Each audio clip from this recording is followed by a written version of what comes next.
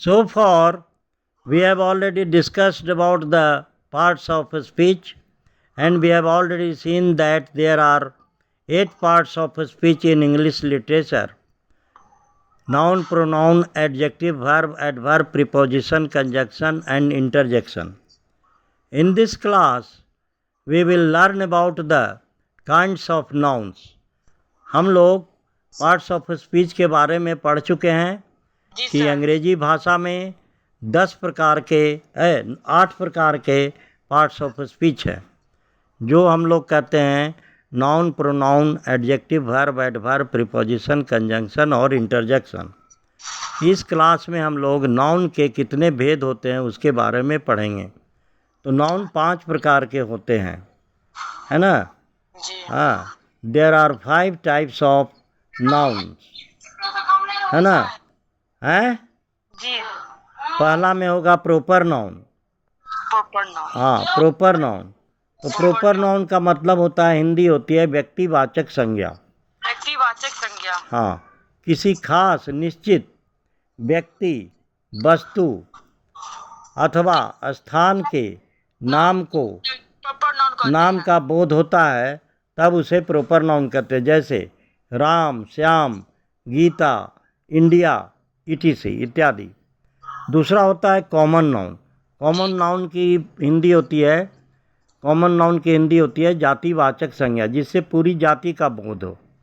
इससे किसी चीज़ या आदमी की पूरी जाति का बोध होता है। जैसे हम लोग अगर कहते हैं मैन या बॉय, तो बॉय में जितने लड़के हैं सब आ गए, गर्ल्स तो सभी लड़कियां आ गई, बुक सारे किताब आ गए, पेन सारे पेन्स आ गए, है ना? Country, river, etc। फिर कलेक्टिव नाउन का हिंदी होता है समूहवाचक संज्ञा।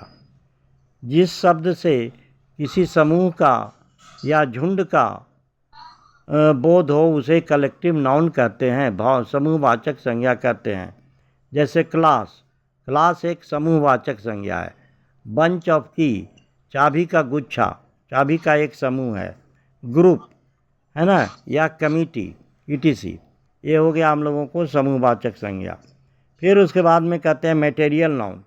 मटेरियल नाउन का मतलब हम लोग उसको कहते हैं द्रव्यवाचक संज्ञा। जिसे नापा या तौला जाए उसे मटेरियल नाउन कहते हैं। जैसे मिल्क को लीटर में नापते हैं। मिल्क को किस में नापते हैं? लीटर में। वाटर को लीटर में नापते हैं। और शुगर, चीनी को हम लोग केजी में नापते हैं। हाँ, गोल्ड को हम लोग किलो या ग्राम में नापते हैं, है ना? फिर उसके बाद में होता है 5वां एब्स्ट्रैक्ट नाउन। एब्स्ट्रैक्ट नाउन का मतलब होता है भाववाचक संज्ञा या गुणवाचक संज्ञा। गुणवाचक संज्ञा, किसी वस्तु में जो गुण होता है उसे गुणवाचक संज्ञा कहते हैं, है ना? जैसे गुणवाचक संज्ञा का उदाहरण हो गया, गुणवाचक संज्ञा कहते हैं जैसे काइंडनेस का मतलब हुआ दयालुता। या बॉयहुड का मतलब हुआ लड़कपन या बचपना। या रेडनेस, है ना? फिर ऑनेस्टी, तो ऑनेस्टी जो है उसको हम लोग देख नहीं सकते हैं, दयालुता हम लोग देख नहीं सकते हैं। ये हमारे माने हृदय की भावना रहती है, इसलिए हम लोग इसको हम लोग कहते हैं, इसको हम लोग क्या कहते हैं? गुणवाचक संज्ञा या एब्स्ट्रैक्ट नाउन। इसे हम लोग कहते हैं गुणवाचक संज्ञा या एब्स्ट्रैक्ट नाउन। ठीक है, चलो, तो नाउन के काइंड्स ऑफ नाउन्स हम लोग देख लिए। अब इसके बाद हम लोग देखते हैं काइंड्स ऑफ प्रोनाउन। ठीक है, नेक्स्ट क्लास में हम लोग काइंड्स ऑफ प्रोनाउन